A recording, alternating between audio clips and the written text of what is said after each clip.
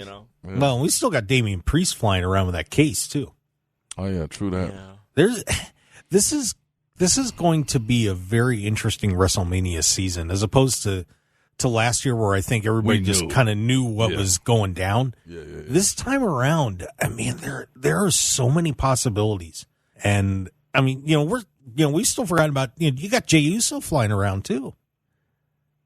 Main event Jey Uso. There's a possibility that I don't know if Cody's necessarily lost his momentum, but at the same time, could you live with Cody waiting for Cody for another year? I think you could. Nah. Well, I mean, I think we could, but yeah, I think the focus obviously went to Punk, right? And especially now because he's popping up, here and there, not every show. Like, he's the big thing. I don't know. I mean, people still love Cody. His merch is still flying off the shelves.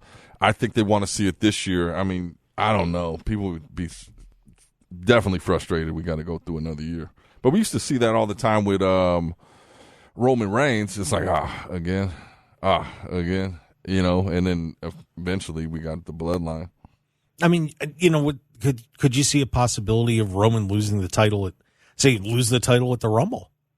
That something would happen before that too. I mean, I don't know. There just seems like there would be, with so many guys at the top right now, there seems like you could really do something more unexpected that I think would blow everybody away at WrestleMania 40. That would be different, Yeah, I think so. I mean, also calling into consideration, if you look at the merger and everything, like, I'm sure there's some people on there that are down to shake some things up. I mean, especially you look at just even Punk coming back, I'm sure they were like, bring them. Like, we'll make it work. And I think that we can see some interesting things. Hopefully, I mean, that's the beautiful thing about wrestling is like the surprises, that like audibles. Like, if you look at it from a sports angle, people get knocked out all the time. When Mike Tyson got knocked out, it was like, what? Wrestling, same, you knock off Roman Reigns at the Royal Rumble, you're not expecting that. Where do you go from here? Then, you just add more attention to the storyline. I think that's dope, but a lot of times they don't pull that trigger on that because they got set plans of we're going to do this. Yeah, with WrestleMania 40 being such a special time coming up, I think maybe you pull an audible and do something a little bit, out of the box and go a little crazy on this one with so many top people up there that you could really do something innovative and, maybe put together a good 4-way match for that title that would just blow people out of the water. And there's one other guy that's still kind of looming around, and I know he's probably a little bit busy, but Dexter Loomis? Oh, you said looming around. Well, he is looming, but no, I'm more talking about our good friend The Rock. Is he? He's still out there. I think he back to Hollywood, man. Well, I think he is too, but you never know.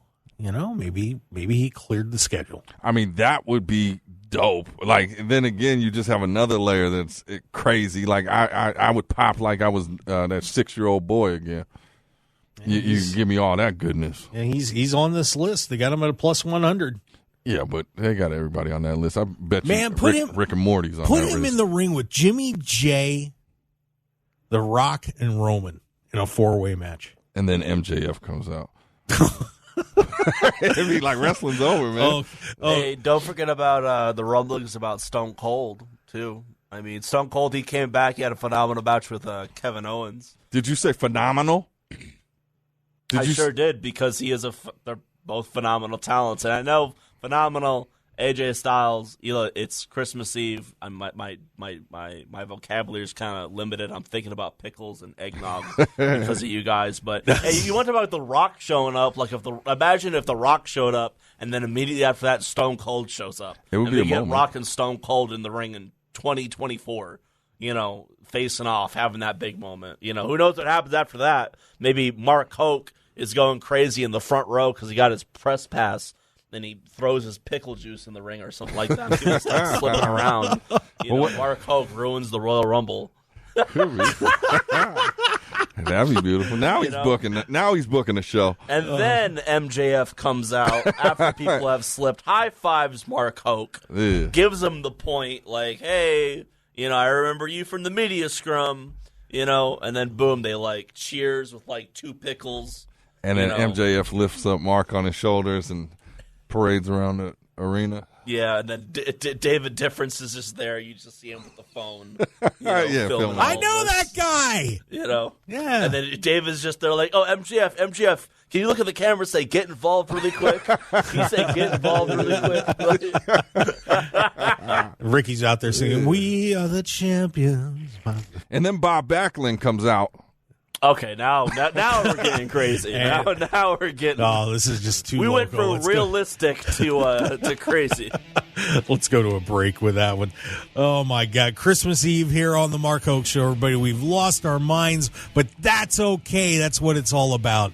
We're having a great time. Thanks for tuning in here. We do appreciate it. The best in pro wrestling news and entertainment on occasion. Ricky Tenacious joined us. David Difference. I'm Mark Hoke. Thanks for being with us. Believe it or not, we've still got an hour plus of this. We'll be right back. Pickle party.